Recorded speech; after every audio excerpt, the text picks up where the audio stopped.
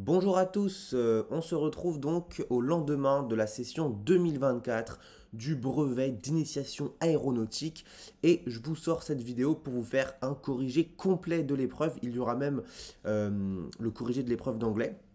Donc c'est parti. Bienvenue sur BIA France. Si vous ne connaissez pas, laissez-moi juste vous présenter. BIA France, donc on est un site internet, une plateforme pour vous aider à réviser le BIA. On va s'adresser aux candidats libres, ceux qui passent le BIA en candidat libre et qui n'ont pas forcément de quoi réviser, mais également les élèves qui passent le BIA dans des collèges ou dans des lycées. Et parfois ça arrive que les profs de BIA soient souvent absents puisque souvent ils sont bénévoles. Ou alors, si vous ne comprenez pas forcément leurs cours, eh ben, vous avez notre site internet. On a plus de 1000 questions d'examen, on a tous les cours du BIA, on a un forum privé, on fait des examens en live, on sort des vidéos tous les jours sur les réseaux sociaux pour vous entraîner, voilà. On s'adresse aussi également juste aux passionnés d'aviation, voilà. Si vous voulez passer le BIA ou même pas d'ailleurs, et que vous voulez beaucoup d'informations sur l'aviation, eh ben on est là, on a toutes les connaissances. Le BIA c'est très important. Je vous fais le tour rapidement. Sur notre site, vous avez tous les cours du BIA, hein. Donc voilà, il y a tous les modules. La météo, l'aérodynamique, aéronef, engins spatiaux, navigation, histoire et même l'anglais. Et oui, parce qu'il y en a beaucoup qui prennent l'anglais. On a également des quiz par catégorie. Ça, c'est très très important de s'entraîner au quiz parce que tous les ans, c'est presque les mêmes questions qui reviennent, hein. Donc, si vous avez fait les QCM des années précédentes, en plus des cours, vous avez un solide entraînement. Donc vous voyez, là, on a météo depuis l'année 2015. Donc ça veut dire que, regardez, si je clique sur 2015, on a les questions officielles de la météorologie en 2015. Voilà, donc on peut se tester et on commence. Voilà, il y a plein de petits quiz. Et enfin, dernière chose, on a un forum pour poser toutes vos questions. Et oui, puisque quand vous avez appris tous vos cours, que vous avez fait tous les QCM, eh ben, il peut rester des questions. Donc là, voilà. Et on répond évidemment à toutes les questions. Donc, BIA-fr.com, c'est la plateforme pour réviser votre BIA. Je vous ai présenté ça. On repasse au sujet d'examen. C'est parti. Allez, on corrige. Accrochez-vous. Donc voilà, c'était le sujet 2024. On commence par la toute première question. Une information sur une carte stipule l'ISO 0 degré au FL 80. Vous devez voler au FL 60 en considérant le gradient standard. Quelle est la bonne affirmation? Bon, c'est très simple. FL 80, ça signifie le niveau de vol 80, ça veut dire 8000 pieds. FL 60, c'est le niveau de vol 60, ça signifie 6000 pieds.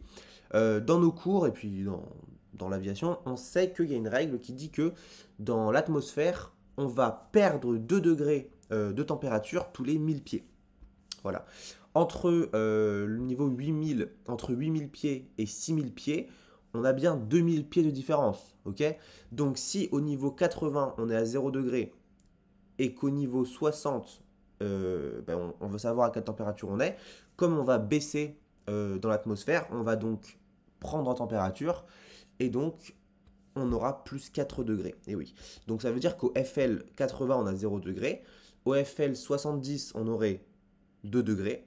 Et au FL 60, on aura 4 degrés. Cette vidéo n'est pas un cours, voilà, on va faire plein d'autres vidéos pour vraiment tout vous expliquer. Là, on va vraiment apporter une correction parce qu'on a quand même 120 questions à traiter. Donc, je ne vais pas pouvoir vous faire un cours sur chaque question. Si vous n'avez pas compris, allez voir nos cours. Et puis, de toute façon, il y a des vidéos qui arrivent. Mais voilà, là, je vous donne au moins la correction. Donc, pour celle-là, c'est bien la réponse A. Ensuite, l'occlusion est une zone très nuageuse, pluvieuse avec un plafond bas. Oui, c'est la correction. Voilà, je vais vous donner directement la correction pour chaque question. Ça sera plus vite. Évidemment, l'occlusion, voilà, c'est ça, hein. Un front occlus, c'est la rencontre d'un front froid et d'un front chaud. Ça donne une zone très nuageuse et pluvieuse avec un plafond bas.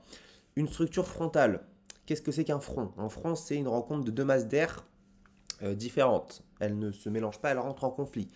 Un front, c'est évidemment le soulèvement de l'air chaud au-dessus de l'air froid. Et oui, l'air chaud va toujours monter puisque il est moins dense. Et ça crée des limites nuageuses plus ou moins actives. C'est ça un front, tout simplement. Je vous mets OK à côté des bonnes réponses. Tac. Dans la description de cette vidéo, vous trouverez une liste des réponses. Comme ça, au moins, vous saurez. Alors, la quatrième, bon celle-là elle est facile. Sur cette photo, c'est un brouillard d'advection, de rayonnement, d'évaporation ou de convection. Regardez ce qu'on nous dit. On nous dit au lever du jour, après une nuit fraîche, sans nuages et sans vent. Donc c'est forcément, s'il n'y a pas de nuage et pas de vent, c'est forcément un nuage un brouillard de rayonnement. En fait, le sol va perdre de la chaleur, enfin, va émettre de la chaleur plutôt. Donc il va refroidir, le sol va refroidir, il va refroidir l'air à son contact. Cet air va être saturé, il va condenser, et donc on va avoir un brouillard. Le givrage cellule. Le givrage cellule, qu'est-ce que c'est? Celle-là, elle était un petit peu pas compliquée, mais il fallait bien lire la question.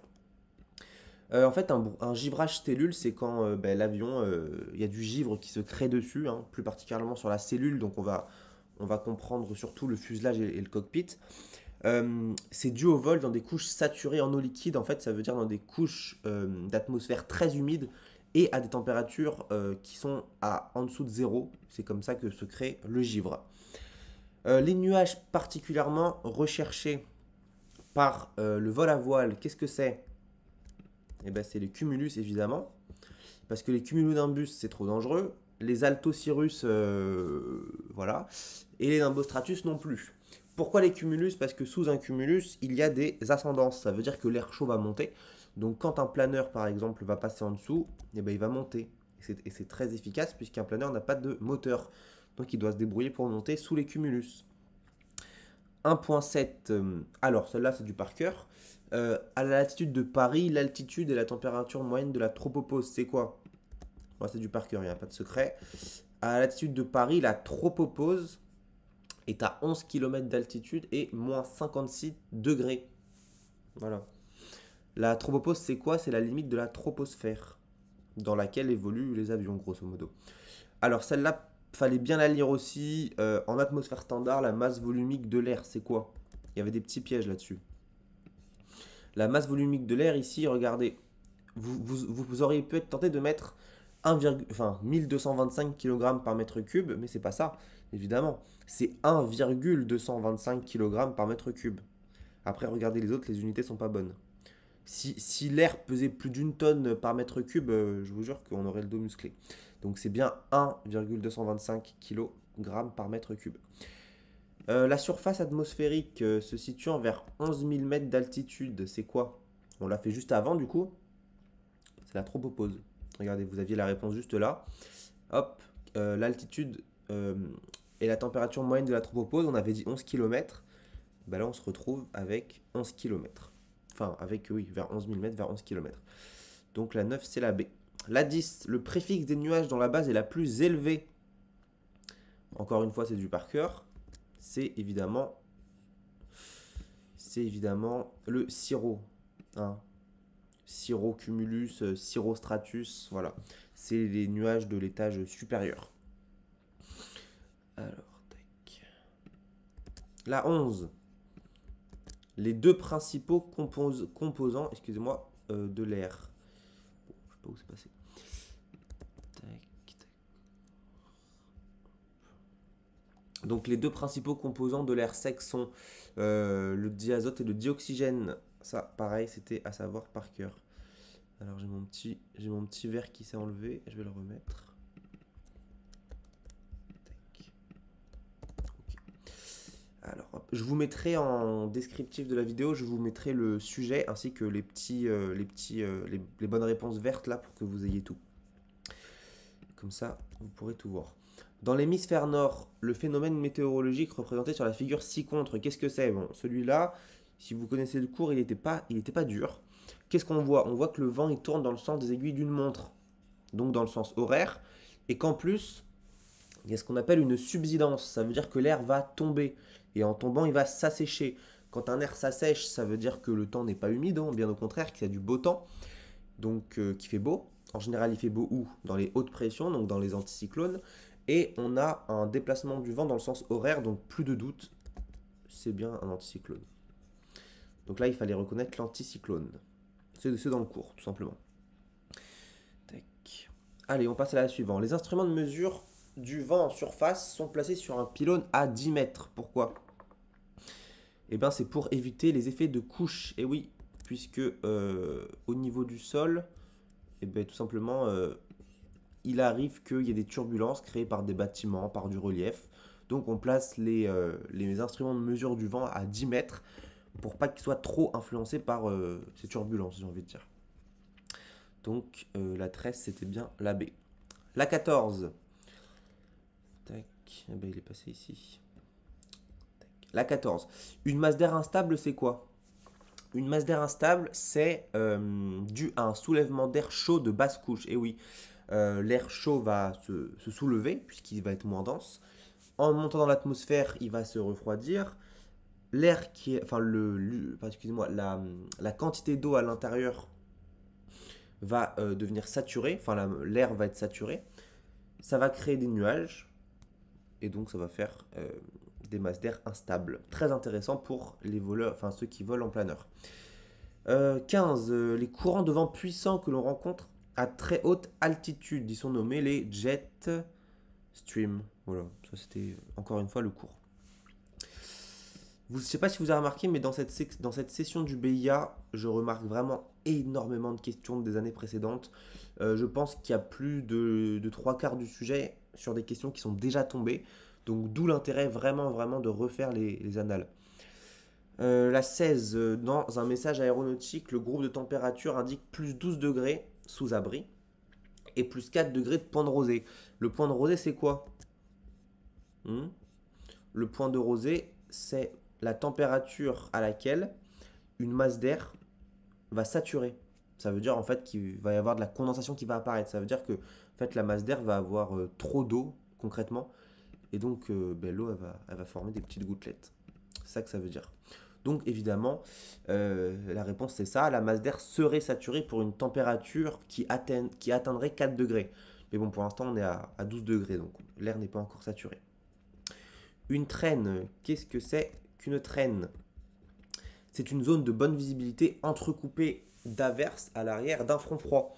Alors dans cette question, il y en avait une qui m'avait fait bien rire, c'est le nom aux perturbations qui avancent lentement, parce qu'elles se traînent. Bon, c'était un petit jeu de mots, mais c'était pas ça la réponse, hein. Évidemment, une traîne, c'est ce qu'il y a derrière un front froid, et c'est très intéressant quand elle n'est pas trop active, encore une fois, pour les voleurs de planeur.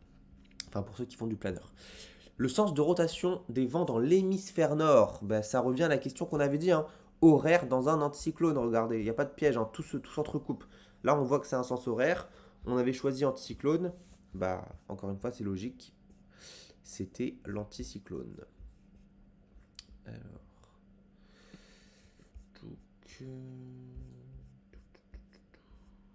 c'était là. Horaire dans un anticyclone. Encore une fois, je vous répète, hein, dans la description, vous trouverez le PDF avec les corrigés. Alors, qu'est-ce qu'on voit ici? Du brouillard, un orage, un front chaud ou de la convection? On voit évidemment du brouillard.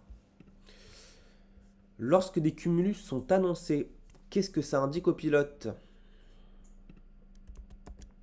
Hein, évidemment, ça va indiquer au pilote que la masse d'air est instable, hein, c'est propre au cumulus. Ensuite, partie 2. Déjà la partie 2. Dites-moi les scores que vous avez eus dans vos commentaires, ça m'intéresse. En commentaire, dites-moi les scores que vous avez eus, ça m'intéresse. Hop, on passe à la partie 2. Tac, je refais mon petit symbole vert. C'est parti. Partie 2. Alors, la vitesse de décrochage d'un avion augmente quand? Quand est-ce que la vitesse de décrochage augmente? Eh bien, quand le facteur de charge augmente. Là, encore une fois, c'est des formules à apprendre, tout est dans les cours. Le facteur de charge, comment il est défini? Bon, là, voilà, pour faire une formule, il n'y a pas plus formule que ça. Un facteur de charge, c'est ce qui est défini par la portance divisée par le poids. C'est ça le facteur de charge. Le facteur de charge, vous savez, dans un avion, si vous avez déjà pris l'avion pour aller en vacances, quand l'avion fait un virage, ou même quand il monte, hein, tout simplement, et ben vous vous sentez un petit peu écrasé dans votre siège. En fait, vous pesez plus lourd. Et ben ça, c'est le facteur de charge. Plus le facteur de charge est élevé, plus vous allez peser lourd, tout simplement. Le poids d'un satellite tournant autour d'un astre. Là, il y avait un petit piège, je pense, dans cette question, puisqu'il y en a qui auraient pu penser qu'un satellite est en apesanteur et donc qu'il n'a pas de poids. Non, un satellite, en fait, il tourne autour de la Terre, il tombe autour de la Terre littéralement, et donc son poids est compensé par la force centrifuge. Fallait bien la voir celle-là. En phase d'atterrissage, le pilote sort les volets hypersustentateurs. Quel est l'objectif? C'est évidemment de conserver la portance à vitesse réduite, puisque lors de l'atterrissage, le pilote va beaucoup réduire la vitesse, mais il veut quand même que son avion vole, et donc il va sortir des volets pour augmenter la surface de l'aile, et donc qu'il y ait une meilleure portance à vitesse réduite.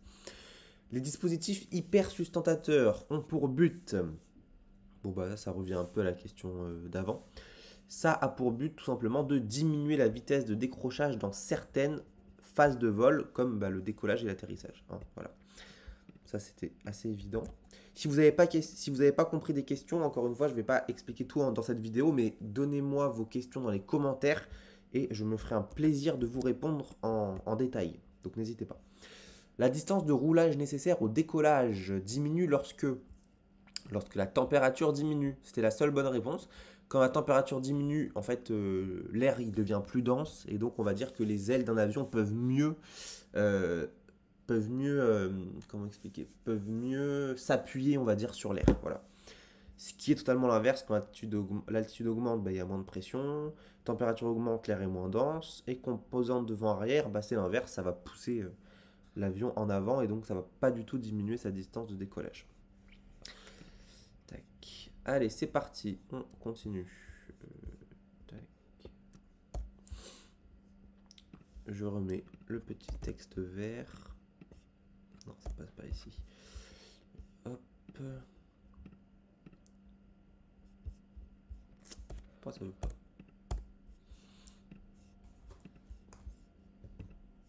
Hop, c'est bon, on y est. Allez, on continue. Par définition, la portance est la composante de la résultante aérodynamique qui est évidemment perpendiculaire à la direction du vent relatif. En fait, le vent relatif il vient taper l'avion par l'avant et la portance elle est perpendiculaire à ce vent relatif. 2.8, le vent relatif, tiens on en parlait. Qu'est-ce que c'est le vent relatif? Le vent relatif c'est évidemment ce qui est parallèle à la trajectoire, donc c'est de même sens que la trajectoire. Enfin excusez-moi, c'est parallèle littéralement, mais c'est de sens opposé au déplacement de l'avion. Et oui, puisque le vent relatif vient taper sur le nez de l'avion, donc forcément il est de sens contraire à l'avion. La force parallèle de même sens cette fois-ci que le vent relatif, qu'est-ce que c'est? C'est la traînée.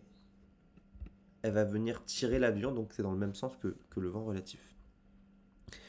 Ensuite, en virage symétrique en palier, le facteur de charge, qu'est-ce qui nous fait le facteur de charge en virage? Il va augmenter. Mais pourquoi il augmente? Parce que l'inclinaison augmente. Plus un avion est incliné, plus le virage est serré, on va dire, plus le virage est incliné, et plus le facteur de charge est élevé, et donc plus vous allez vous sentir écrasé dans le siège. Sur un hélicoptère, le vrillage d'une pale, qu'est-ce que ça sert le vrillage d'une pale? Ça sert à uniformiser la portance sur toute la longueur de la pale. Et oui. Sur un hélicoptère à assiette nulle, la commande appelée levier de pas collectif permet de modifier l'incidence des pales du rotor. Elle permet ainsi de quoi? Elle permet évidemment de contrôler...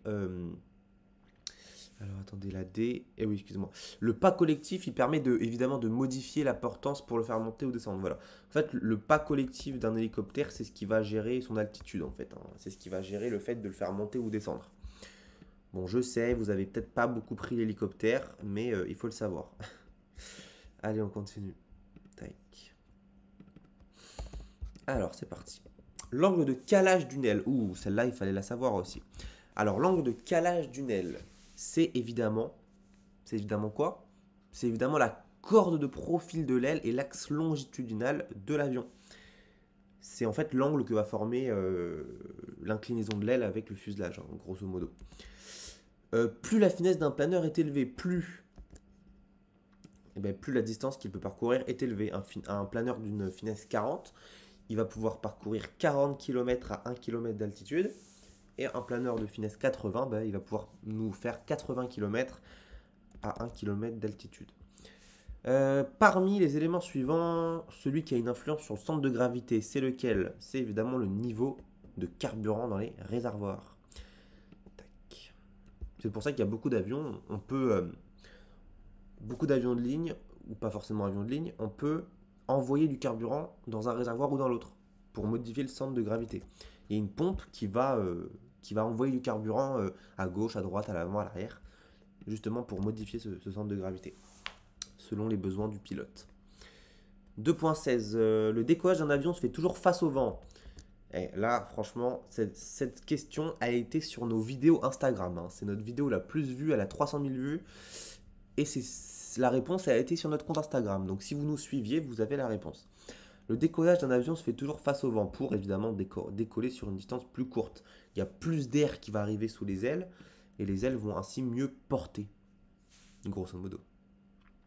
17, la traînée induite. La traînée induite, c'est évidemment la différence de pression entre l'intrados et l'extrados. Ça va créer des petits tourbillons aux extrémités des ailes et c'est pour ça qu'on installe des winglets. Hein. Au bout des ailes, il y a des espèces de petits trucs qui ressortent. Et bah c'est pour empêcher cette traînée induite qui va faire consommer plus de carburant et qui peut être très dangereuse aussi pour les autres avions derrière. Si un avion se prend une traînée induite, ça peut sérieusement l'endommager. Trop de poids sur l'arrière de votre avion. Quand il y a trop de poids sur l'arrière d'un avion, en fait, ça va tout simplement, celle-là, elle n'est pas compliquée, ça va diminuer la stabilité, l'avion va être moins stable, et du coup, par conséquent, alors attendez, et augmenter la manœuvrabilité, alors non, pas du tout, ça va diminuer la stabilité et la manœuvrabilité, du coup, évidemment, voilà. Oui, parce que s'il est moins stable, il est moins manœuvrable, par conséquent. Tac. Encore une fois, si vous avez des questions, des interrogations, n'importe quoi, vous me dites dans les commentaires. Je vais y répondre. La 19. La base de lancement spatial de Kourou est située proche de l'équateur. Pourquoi? Eh bien tout simplement parce qu'il y a une force centrifuge qui s'applique à la Terre. Et à l'équateur, la force centrifuge est plus élevée. Donc ça veut dire que voilà, il y a une plus grande vitesse de rotation de la Terre à l'équateur qu'au pôle Nord. Donc c'est pour ça qu'on lance les fusées là-bas, pour qu'elles prennent plus de vitesse. La distance de décollage augmente quand? Bon, ça encore une question classique qui tombe à peu près tous les ans, je pense. Celle-là, j'espère que vous l'aviez. Évidemment, la distance de décollage augmente quand la pression atmosphérique diminue et la température augmente. Encore une fois, si vous n'avez pas compris, vous me le dites dans les commentaires, je vous explique tout en message. Allez, on passe directement à la partie 3 déjà. C'est parti, j'espère que cette vidéo vous aide. Vous allez pouvoir calculer vos points comme ça. Ah oui, et bien sûr, à la fin de la vidéo, je vous dirai comment calculer votre note. Puisqu'il y a encore beaucoup d'interrogations là-dessus. Un altimètre utilise la pression statique. Donc ça veut dire il va utiliser la pression du milieu ambiant. Donc plus vous montez, moins il y a de pression. Et c'est comme ça que l'altimètre va vous donner votre altitude. Un saumon d'aile, c'est quoi? C'est une pièce en forme de poisson. Évidemment que non. C'est l'extrémité de l'aile, hein, le saumon. Voilà. Ensuite, bon, celle-là a été donnée, je pense. Il fallait penser au vélo. Cet avion est biplace. Comment sont configurées les places? Elles sont évidemment configurées en tandem, l'une derrière l'autre. Quel est le principal défaut du variomètre? Eh bien, écoutez, celle-là, il fallait juste connaître le fonctionnement de l'instrument. Donc, j'espère qu'on vous l'avait expliqué. En tout cas, dans nos cours, c'était expliqué. En fait, de par sa conception, le variomètre, il a un petit délai, en fait. Tout simplement parce qu'il va enregistrer une pression, par exemple, à 1 minute et 30 secondes. Et pour vous donner la réponse, il va vous la donner à 1 minute et 40 secondes. Donc voilà, c'est ça le principal défaut du variomètre, c'est de par sa conception, il ne peut pas donner une information en instantané, il faut une phase de vol stabilisée. Parce qu'en fait, le variomètre, il compare la pression d'il y a quelques secondes à la nouvelle pression. Et c'est comme ça qu'il va vous dire si vous avez pris ou perdu de l'altitude. Donc évidemment, il y a un petit temps sur le variomètre classique. Maintenant, il y a des variomètres qui règlent ce problème. Sur un avion, l'indicateur de virage présent, qu'est-ce qu'il nous indique? Regardez, la bille, elle se trouve où? La bille, elle est à gauche. Quand c'est un virage symétrique, que ce soit à gauche ou à droite, la bille, elle reste au milieu. Mais là, la bille, elle est à gauche. Donc déjà, on sait qu'on a un virage à gauche qui n'est pas symétrique. Donc, la seule réponse, c'est un virage à gauche ici. Parce qu'il n'y a pas la proposition du virage asymétrique. Donc, c'est un virage à gauche tout simple. Tac. Allez, on continue. En vol en palier, l'aile est soumise à quoi? En vol en palier. Eh bien, en vol en palier, ça veut dire quand l'avion il avance tout droit dans l'air. Tout simplement, je lis les questions en même temps que vous. Il y a de la traction, oui, sur l'extrados et de la compression sur l'intrados, c'est ça. Et oui, puisqu'en fait, l'aile, elle va être un petit peu tordue, on va dire, vers le haut. Donc forcément, l'extrados va subir une... Alors attendez, parce que je suis en train de voir en même temps que c'est pas ça la réponse. Je me suis trompé. Ouais, excusez-moi, c'est la B la réponse. Oui, oui, je me disais bien. C'est de la compression, et oui, parce qu'en fait, imaginez-vous cette aile-là, si elle est un petit peu vrillée là vers le haut, et bien forcément, l'extrados, donc la partie supérieure, va être un petit peu comprimée, tandis que la partie du bas va être évidemment tirée. Donc voilà, restez sur la B, c'est la bonne réponse, la B. Bon, des fois, les termes se ressemblent un peu trop. L'avion présenté ci-dessous est propulsé par deux turboréacteurs. C'est fait par quoi les turboréacteurs? C'est fait par des tuyères et des turbines. Évidemment, il n'y a pas de piston dans un turboréacteur, il n'y a pas de vilebrequin et il n'y a pas de bielle. Ça, c'est dans des moteurs à explosion, dans des moteurs de voiture. Qu'est-ce que le taux de dilution d'un turboréacteur? Le taux de dilution d'un turboréacteur, il fallait le savoir. Mais honnêtement, même si vous ne le saviez pas, vous aurez pu le déduire. C'est le rapport entre le débit d'air du flux secondaire et du flux primaire. Voilà. L'intérêt de l'utilisation des matériaux composites en construction aéronautique, qu'est-ce que c'est? Bon, c'est pas compliqué. En aéronautique, on ne cherche qu'une chose, c'est alléger les avions. Donc, c'est un allègement de la structure. Puisque si l'avion s'allège, il va coûter moins cher, puisqu'il va consommer moins de carburant, il va être plus écologique, plus économique, bref. Voilà, le rêve, ce serait de faire voler des gens sans avion, en fait, pour les compagnies. La 10. Le rotor anticouple de l'hélicoptère. Le rotor anticouple, vous savez, c'est la petite hélice qu'il y a sur la queue de l'hélicoptère. Ça évite qu'il tourne sur lui-même, en fait, qu'il tourne autour de l'axe de lacet. Donc, c'était la réponse B. La 11. Le profil d'une aile, c'est donné par les nervures, exactement. Encore une fois, ça, c'est vraiment des schémas. Si vous avez révisé pendant le BIA, vous êtes forcément tombé sur ces schémas. Une nervure, c'est ce qui fait le profil d'une aile. Il y a tout dans nos cours. Et c'était vraiment de la révision pure et dure, là, pour le coup. De toute façon, le BIA, honnêtement, si vous révisez, vous l'avez mentionné très bien. Il n'y a pas de secret. L'utilisation de l'hydraulique pour les commandes de vol permet de diminuer les efforts du pilote. Et oui, il faut savoir qu'il y a une époque, quand les commandes de vol étaient encore reliées par des câbles directement aux gouvernes, ça pouvait arriver qu'en vol, le pilote il est attiré plus de 40 ou 50 kilos sur le manche, hein, voire plus. Et des fois pendant plusieurs minutes. Donc je vous assure que les pilotes, ils avaient des bras. Aujourd'hui, c'est plus le cas. Aujourd'hui, c'est super léger un manche d'avion, grâce justement au système hydraulique qui est du liquide sous pression. Donc ça diminue les efforts du pilote. Le fluide d'un circuit hydraulique, justement on en parlait. Alors là, en fait, il faut faire par déduction et il est utilisé sous pression pour actionner des commandes parce qu'en fait, les autres sont fausses. Là, il y a marqué le fluide d'un circuit hydraulique et de l'eau utilisable sous basse pression à une température supérieure à 0 degré. Bah non, des fois on l'utilise dans des températures négatives.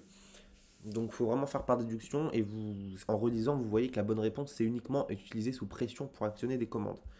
Si vous avez des interrogations, vous me les dites en commentaire.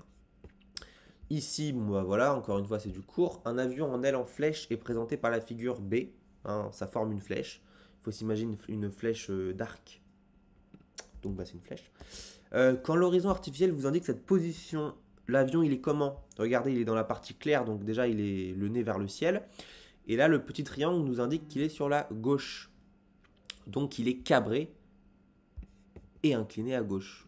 Voilà, il n'y avait pas de secret ici. Un empennage dit canard. Là encore, là, je trouve que cette question était un peu technique pour le BIA. Après, elle n'était pas dure à déduire, mais elle n'était pas forcément facile. L'empennage canard, vous savez, l'empennage canard, c'est ce qu'il y a sur les Rafales, c'est les espèces de petites surfaces près du nez. Donc un empennage canard, en fait, ça génère une portance supplémentaire et elle décroche avant l'aile principale. Bon voilà, question un peu technique pour le coup, de trouver pour le BIA, mais qui peut se comprendre assez facilement. Tac. Alors, la question 17. Pour un avion en bois et en toile moderne, toute la structure est en bois et recouverte de toile. Celle-là, elle est logique. L'action du réchauffage du carburateur se traduit par une diminution de la puissance. Et oui, puisque si on va tirer sur la puissance de l'avion pour réchauffer le carburateur, bah, il y a une partie de la puissance qui va être allouée à justement réchauffer le carburateur et donc la puissance globale va baisser. Ça va prendre en compte lorsqu'on pilote. En aéromodélisme, un avion d'apprentissage 2 axes est pilotable sur les axes 2. Euh, alors celle-ci, c'est la D, c'est de tangage et de lacet. Pourquoi? Imaginez-vous un avion d'aéromodélisme. Hein, il a forcément la gouverne de profondeur et la gouverne de direction, donc tangage et lacet. Par contre, c'est un peu plus rare sur un avion d'aéromodélisme d'avoir des ailerons, parce que c'est un peu complexe à faire sur un modèle réduit. Évidemment, ça existe, hein. Mais c'est vrai que généralement, ils ont que la dérive arrière, donc le tangage et le lacet. Quel est le type de moteur sur la photo ci-dessous? Hein? Bon, celle-là, elle n'était pas compliquée, parce que vous avez une image et il faut juste regarder l'image. Là, vous voyez qu'il y a un premier corps, un deuxième corps, et vous voyez qu'il y a un premier flux et un deuxième flux. Donc, c'est évidemment un turboréacteur double corps et double flux. Voilà. Allez, on passe à la 4e partie déjà, la navigation, réglementation et sécurité des vols. Allez, c'est parti. La piste d'un aéroport est identifiée par le numéro 23R, donc ça veut dire piste inclinée à peu près 230 degrés et c'est la piste droite. Quel est le numéro inscrit à l'autre bout de la piste? Et ben là, il fallait faire 230 plus 180 ou moins 180. Donc on tombait sur un 0,5, donc 50 degrés. Et forcément, si d'un côté la piste elle est à droite, enfin si vous arrivez par un côté et que la piste elle est à droite, si vous arrivez dans le sens contraire, la piste elle est à gauche. Donc la réponse c'était 0,5 L, donc 0,5 gauche. Tout simplement. Bon, celle-là encore une fois, une question un peu technique, mais qui n'est pas compliquée. Comment serait numérotée une piste d'orientation magnétique 104? 10, tout simplement. Piste 10. C'est une piste 104. Fédération qui prend en charge les hélicoptères. C'est la FFH, Fédération française d'hélicoptères. Celle-là, elle n'est pas dure. Alors, cette question, encore une fois, elle tombe souvent. Vous tombez sur une montgolfière qui est prioritaire.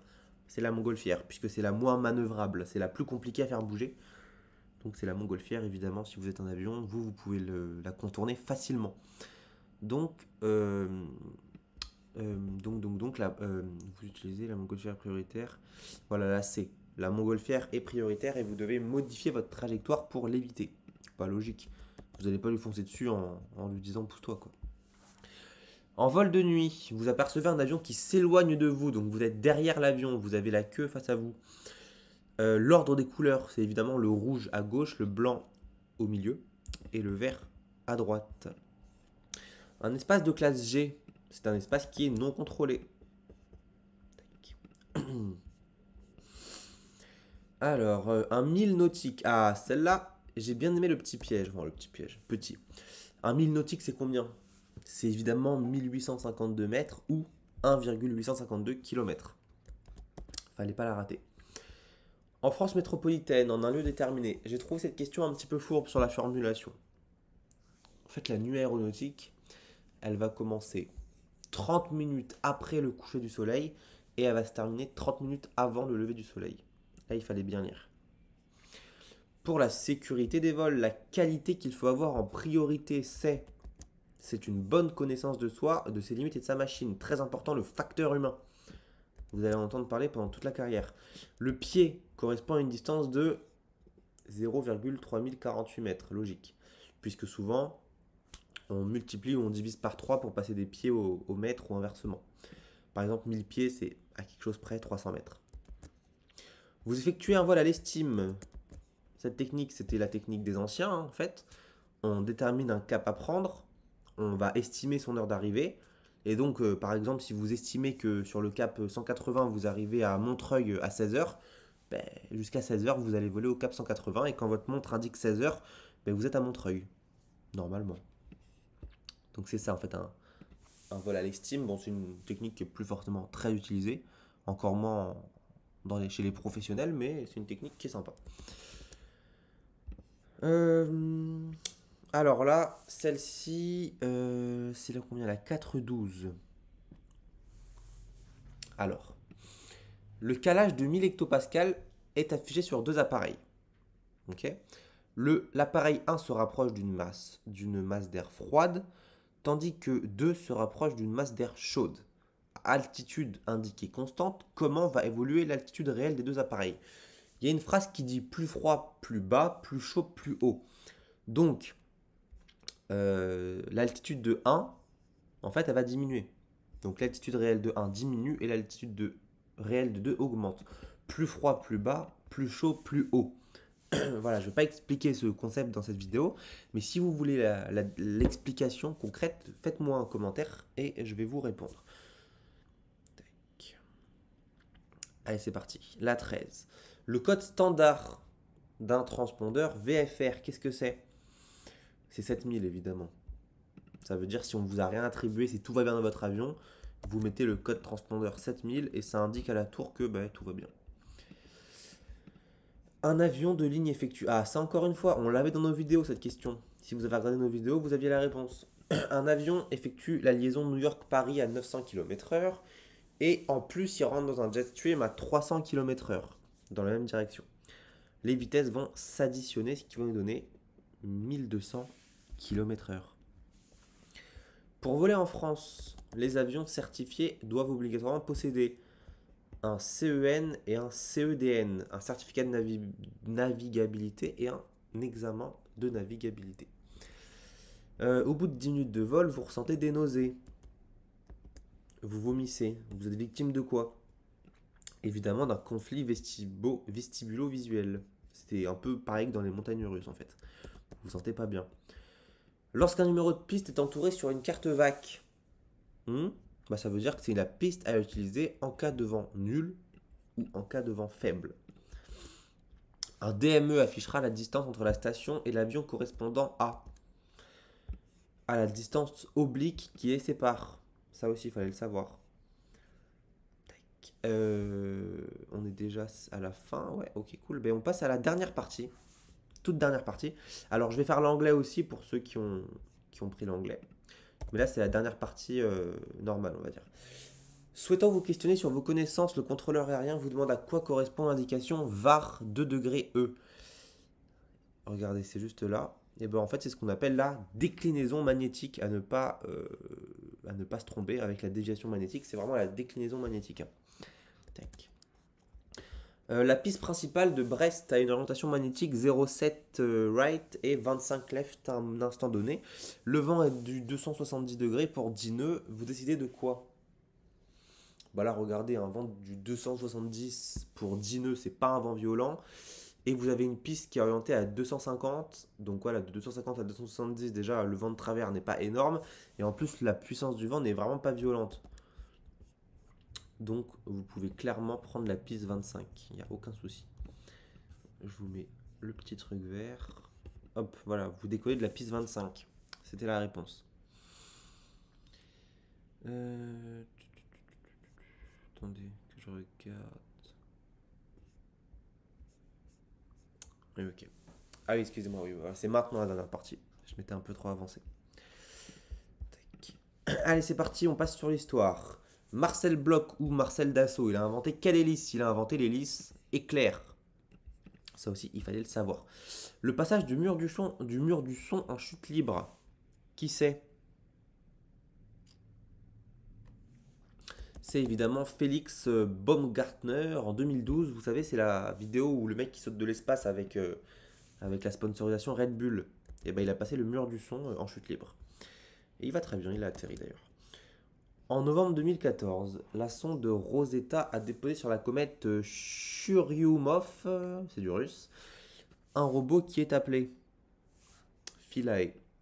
Bon, ça c'est de l'histoire du spatial, encore une fois, c'est de l'histoire, il faut juste le savoir par cœur. L'aviation s'est considérablement développée au cours de la Première Guerre mondiale. Elle a servi à quoi d'abord? En tout premier, ça a servi à observer l'ennemi. D'ailleurs, pour la petite anecdote, les avions ils survolaient les camps ennemis. Et puis un jour, ils se sont dit, on pourrait larguer des choses. Les premières choses que les avions pardon, ont larguées, c'était des pierres ou des clous.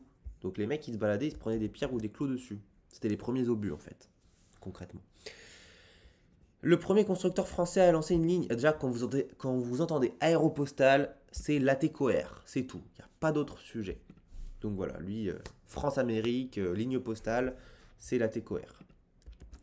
Léonard de Vinci a envisagé un modèle de parachute. Ça aussi, c'était dans nos vidéos. Comme quoi, si vous regardez les vidéos, vous avez pas mal de questions. Léonard de Vinci, il a fait un modèle de parachute qui était en forme de tente à face rectangulaire ou triangulaire. En fait, ça avait une forme pyramidale, quoi. Et d'ailleurs, pour la petite anecdote, j'ai vu qu'il y a des gens qui ont recréé le parachute de Léonard de Vinci, puisque Léonard de Vinci, il avait juste fait des petits croquis, des petits dessins, ils l'ont recréé en vrai, et son parachute, il a marché. Donc Léonard de Vinci, juste avec une idée, en fait, il avait trouvé un moyen de créer un parachute pour l'époque. C'est quand même assez fou. Au lendemain de la Seconde Guerre mondiale, les Américains recrutent l'un des meilleurs spécialistes allemands en technique aérospatiale. Il s'agit de von Braun. Encore une fois, juste un personnage à connaître par cœur. En novembre 2016, un spationaute français qui a rejoint l'ISS et qui a été le parrain des 50 ans du BIA. C'est notre bon vieux Thomas Pesquet, national. Hop, 8C. Octave Chanute, c'est qui Octave Chanute? C'est un ingénieur américain d'origine française et qui est un pionnier de l'aviation. Là, en histoire, j'ai rien à vous expliquer, c'est vraiment du par cœur, quoi. Vous savez pas. Le 10. Parmi ces grandes figures féminines de l'aéronautique, laquelle est allée dans l'espace? C'est Valentina Tereshkova, une russe. Bon, les Russes sont vachement en avance sur l'espace quand même. La 11, dans la mythologie grecque, Icare, le fils de Dédale, s'envole avec des ailes faites de plumes et de cire. Hein. C'est la toute première chose qu'on vous apprend lorsqu'on vous apprend l'histoire de l'aéronautique. Et c'est cette légende. 12. Les avions qui se sont affrontés pendant la Seconde Guerre mondiale sont... C'est quoi? Bon, celui-là, t'es pas super dur. Bon, déjà, vous voyez le Rafale, vous savez que c'est pas ça. Et là, vous entendez Spitfire. Ah, déjà, ça vous dit quelque chose. Et avec le ME-109, vous avez la confirmation. Donc, c'est bien le Spitfire et les ME-109 qui se sont affrontés pendant la Seconde Guerre mondiale. En 1917, il y a un as allemand qui s'appelle von Richthofen qui s'illustre avec son Fokker DRI. Il avait quoi? Une aile, deux ailes, trois ailes ou quatre ailes? Il avait évidemment trois ailes. Bon, ça aussi, c'est à savoir. Si vous avez visité un musée de l'aéronautique ou quoi, vous l'avez peut-être vu passer. Voilà. Le 14, le premier homme qui effectua une orbite complète dans l'espace en 61. Bon, déjà, vous voyez, premier homme, 61, espace, vous savez qui c'est. C'est évidemment Yuri Gagarin. Voilà.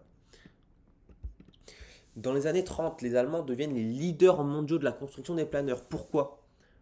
Et bien parce qu'après les années 30, ils ont perdu la Première Guerre mondiale et on leur a interdit de développer les avions militaires. Donc ils ont développé les planeurs, donc des avions sans moteur. Et donc du coup, ils sont devenus très forts. Donc c'est la réponse C. En 1797, un aérostier effectue depuis la nacelle d'une montgolfière le premier saut en parachute de l'histoire. C'est qui? C'est André-Jacques Garnerin. Bon, j'avoue, celle-là, elle n'était pas évidente forcément, parce que c'est pas forcément quelque chose qu'on vous apprend. Mais c'était lui.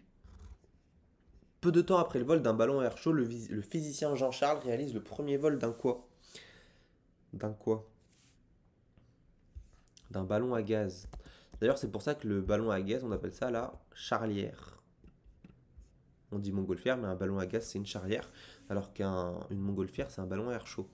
Compagnie Air France créée en 1933. Ça, c'est du tac au tac. Les deux dernières questions. Tac. Hop. Alors, Normandie-Niemen est une escadrille qui est une escadrille de Français libres ayant combattu avec les forces soviétiques. Ça encore, du pur apprentissage. Le meilleur avion de chasse de la Première Guerre mondiale, ce fut lequel? Ce fut lequel? Oula, je suis allé tout en bas du sujet, c'est ça? Ouais. C'est évidemment la réponse C, le SPAD 13. Donc voilà, on vient de corriger la première partie. On va corriger l'anglais là dans quelques secondes. Comment calculer vos points? Ça au moins je vais vous le dire, ça sera fait. Pour calculer vos points, en fait, vous comptez votre nombre de bonnes réponses. Donc là, en tout, il y a 100 questions. Donc on fait un exemple. Si par exemple vous avez 60 bonnes réponses sur 100, en fait, comme 100 divisé par 5, ça fait 20, et bien vous allez diviser vos bonnes réponses par 20, par 5, oula, par 5. Donc si vous avez 60 points sur 100, vous faites 60 divisé par 5 et ça vous fait 12. Voilà comment vous calculez. Si vous avez 50 bonnes réponses sur 100, vous faites 50 divisé par 5, ça vous fait 10. Et si vous avez 100 bonnes réponses sur 100, vous faites 100 divisé par 5, ça vous fait 20 sur 20. Donc voilà comment il faut calculer. Et les mentions, tout simplement, c'est à 12 sur 20, vous avez assez bien, 14, vous avez bien, et 16, très bien. Donc c'est parti, on va passer à l'anglais de suite. Tac. Hop. Allez, on passe à l'anglais. Hop. Je vous affiche ça. Hop. Donc l'épreuve d'anglais est une épreuve facultative. Il n'y a que les points au-dessus de la moyenne qui comptent. Tac. Je vous remets ça. Je vous remets le petit truc vert pour que vous voyez bien. Et on corrige de suite. Allez, c'est parti. Le terme anglais airship désigne principalement quoi? Ça désigne les ballons dirigeables. En anglais, un hydravion se nomme un seaplane. À la radio, l'indication number 2, donc numéro 2, clear to land, donc clear to land autorisé à atterrir, runway 22, piste 22. Donc c'est le numéro 2 autorisé à l'atterrissage, donc clear to land, piste 22. 3, c'est la A. 4. Le variomètre est appelé en anglais. Le variomètre, c'est le Vertical Speed Indicator. En anglais, le terme runway désigne une piste, bien évidemment. Le terme pitch concernant une hélice fait référence à son pas. Ça veut dire le pas de l'hélice. Dans un message météo, que signifie SCAVOC? Alors ça tombe vraiment tous les ans en anglais. C'est vraiment leur question préférée. SCAVOC, ça veut dire Sailing and Visibility OK. En fait, ça veut dire que le ciel est clair, qu'il n'y a pas de nuages, que vous pouvez voler tranquille. En entendant à la radio, Fox Bravo Mike, please maintain holding point ray 11. Ça veut dire tout simplement que le pilote du Fox Bravo Mike doit maintenir sa position au point d'attente de la piste 11. Bon, c'est juste de la traduction. Sur quel axe de gouverne de profondeur sur quel axe la gouverne de profondeur fait-elle bouger l'avion? La gouverne de profondeur, elle le fait bouger en tangage. Et en anglais, le tangage, ça se dit le pitching. Hop. Si vous n'avez pas compris le message d'un contrôleur aérien, qu'est-ce que vous lui dites? Vous lui dites say again, tout simplement. Ça veut dire répète encore. Sur quel instrument de bord vous pouvez lire 2000 feet? Donc 2000 pieds. Sur l'altimètre, pas d'autre instrument. La 12. Vent de face en anglais, comment ça se dit? Le vent de face, donc dans la tête en fait. Headwind, donc vent de tête. Littéralement. Qu'est-ce que ça signifie le terme anglais ramp? Ramp. Ça signifie l'aire de trafic.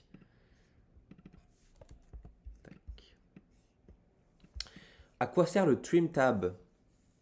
À quoi sert le trim tab? Évidemment, to reduce the force needed to move a control surface. En fait, ça veut dire le trim, il va servir à compenser les forces pour que le pilote ait moins d'efforts à faire lorsqu'il va appliquer sa force sur les gouvernes de direction.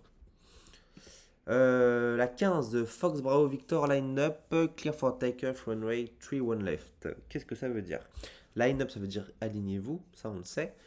Clear for takeoff, donc autorisé au décollage, donc on n'a plus que 2 questions.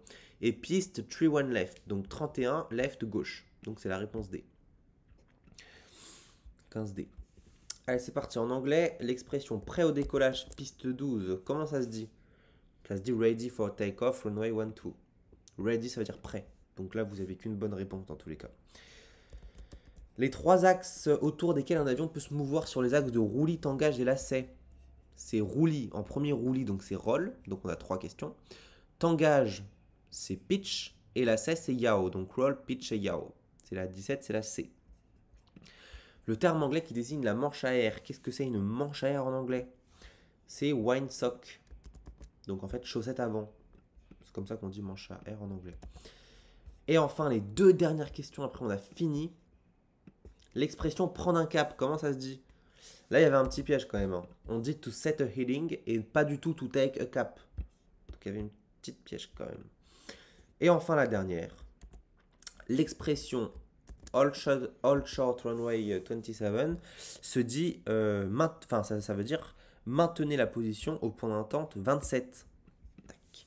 Voilà, donc vous trouverez en description de cette vidéo, vous trouverez le PDF avec toutes les bonnes réponses. BIA-FR.com. N'hésitez pas à venir vous inscrire si vous avez besoin de réviser le BIA. Et puis, excellente journée à vous.